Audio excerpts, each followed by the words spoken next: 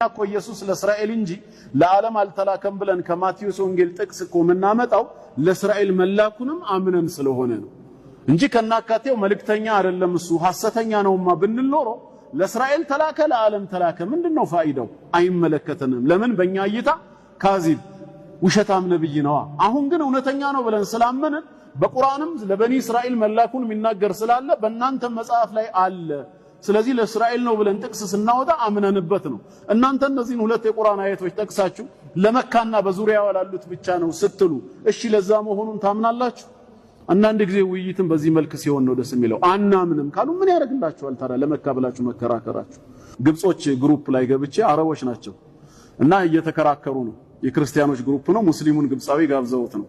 በቁርአናችሁ ላይ እኮ አሉ ቁርአን የራሱ የጅብሪል ቃል እንጂ የአላህ ቃል እንደሆነ አይናገርም አሉት ለሙስሊሙ። ማስረጃ ሲላቸው ኢነሁ ለቀውሉ ረሱሊን ከሪም የሚለውን ቀሩለት። ይህ ቁርአን የክቡር መልእክተኛ ቃል ነው። መልእክተኛ የተሰኘው ደግሞ ጅብሪል ነው። ስለዚህ የጅብሪል ቃል ነው አሉት። ማይክ ተራ ሲደርሰው እሱ ማይክ ላይ ወጣና እኔ ቁርአን የጅብሪል ቃል አይደለም የአላህ ነው ብዬ አልከራከራችሁም ማለት። ለምን? ዛሬ ሊወያይ የፈለኩበትን አላማዬን አሳክቻለሁ አላቸው። ምን ማለትህ ነው አሉት። ምክንያቱም ማለት እናንተ እንደመሰከራችሁት በዚህ የቁርአን አንቀጽ መሰረት ቁርአን የማን ቃል ነው? የጅብሪል አለይሂ ሰላም ቃል ነው። ጅብሪል ደግሞ ከመላእክት ወገን ነው። መልአክ ደግሞ አይዋሽም። ስለዚህ ጅብሪል ሲናገር ምን እንዳለ አድምጡ አላቸው። አሁን ቁርአን የማን ቃል ሆኖ ተወስኗል? የጅብሪል አይዋሽምና እናንተም በመላእኩ ታምናላችሁ። ሱረቱል አሕዛብ ቁጥር 40 ላይ ማ ካነ ሙሐመዱን አባ አሐድ ሚን ሪጃሊኩም ወላኪን ረሱለላሂ ወኻተመ ነቢይን የነቢያት መደምደሚያ የአላህ መልእክተኛ ናቸው ብሎ ጅብሪል በቃሉ መስክሮላቸዋልና በሉ መልእክተኛ መሆናቸውን አምናችኋል። ይሄን ካመናችሁ በጊዜ ሂደት ቁርአኑ የራሱ የጅብሪል ወይስ የአላህ ሚለውን እንከራከራለን አለ። በጣም ተናደዱና መልስ ሲያጡ ከግሩፑ አባረሩት።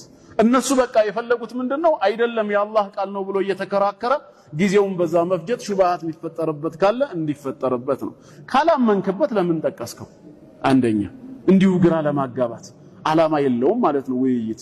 ሁለተኛ እዚህ ጋር የተጠቀሰው ለቀውሉ ረሱል ሲባል ወልሙራዱ ቢሂ ረሱሉን መለኪ አም ረሱሉን በሸሪ ከሰው ወገን የሆነው መልእክተኛው ነብዩ መሐመድ ሰለላሁ ዐለይሂ ወሰለም ነው ወይስ ከመላእክ ወገን የሆነው ጅብሪል? ለምን ረሱል የሚለው ቃል ለመላእክ ብቻ ሳይሆን ለሰውም ያገለግላል። አላሁ የስጠፊ ሚነል መላኢከቲ ሩሱላ ወሚነን ናስ ብሏል ሱረቱል ሐጅ ላይ። የትኛው ነው እዚህ ጋር የተጠቀሰው? ከመላእክ ወገን የሆነው ጅብሪል ካልክ ለዛ ደሊል አለ ወይ? ወይም ከሰው ወገን የሆነው እሳቸው ካልክ ደሊል ከሌለህስ አሁንም ያለ ዕውቀት በማህይምነት ነው የምትወያየው ማለት ነው።